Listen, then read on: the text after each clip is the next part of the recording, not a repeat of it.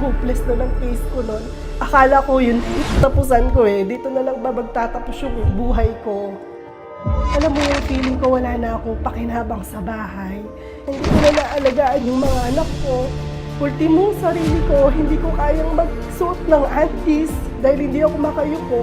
Yung asawa ko, kailangan gabayan ako. Desperada na talaga ako. Gusto ko nang bumalik sa dati. Gusto ko nang makalakad ulit.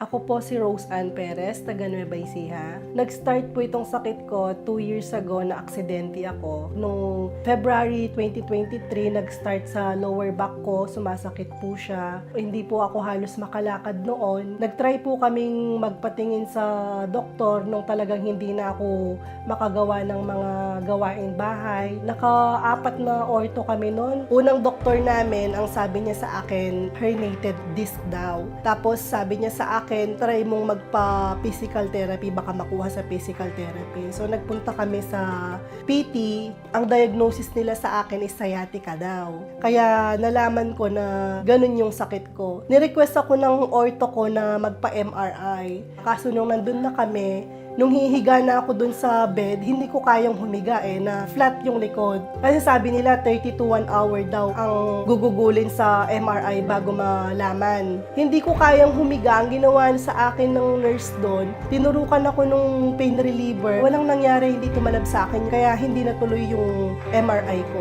Binigyan ako ng mga gamot, 4 na klase ng gamot iniinom ko sa isang araw. Yung sa gamot ko everyday is almost 600 pesos yun. So, 1 month, tinry namin yung ganon. Pero wala pa rin nangyari. Tapos, meron kaming nabalitaan, Santa Maria, Pangasinan. Sabi, meron daw dun magaling na chiro. So, nagtry kami, nagpa-chiro ako. Lalong sumakit yung balakang ko. Tapos hanggang sa hindi na ako talaga makalakad. So, from June, hindi na ako makalakad. Hanggang December. Kasi nag-grocery kami noon, naka-wheelchair ako. Mamamasyal kami ng mga bata, naka-wheelchair ako. Tapos sa bahay, lagi lang ako sa kwarto, nakahiga. Sobrang sakit, nararamdaman ko na hindi ko na magawa yung mga dati kong ginagawa.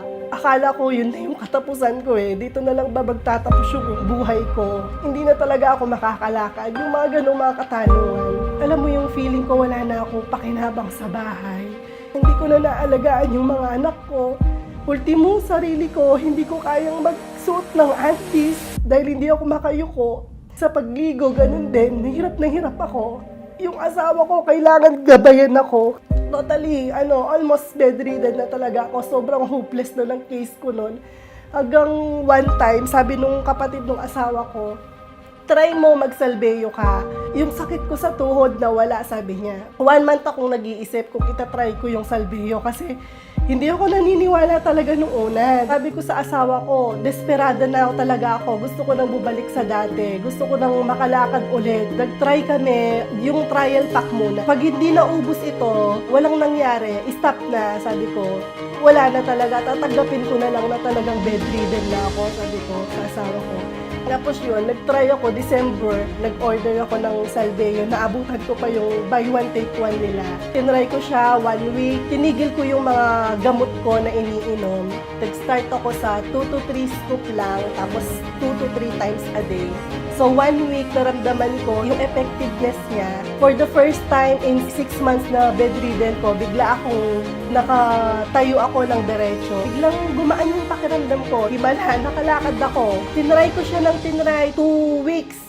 First time sa 6 months na nakapaglaba ako, kaya tuwang-tuwa ako. After noon, 1 month, ditong January. First time namin na makapag-grocery na hindi na ako naka-wheelchair. Ang dami na namin pinuntahan. Kung noon ko pa sinubukan magsalbeyo, siguro hindi na talaga kami aabot ng ganong kalaking gasto. Siguro yung mga savings namin hanggang ngayon meron pa siguro. Salbeyo lang pala talaga ang makakapagpagaling sa akin. Kaya tuwang-tuwa ako ngayon. Kaya ko nang umupo ng diretso, kaya ko nang humiga ng iba't ibang posisyon, nakakatulog ako ng matindi, nakakapasyal na kami nang hindi ako naka-wheelchair.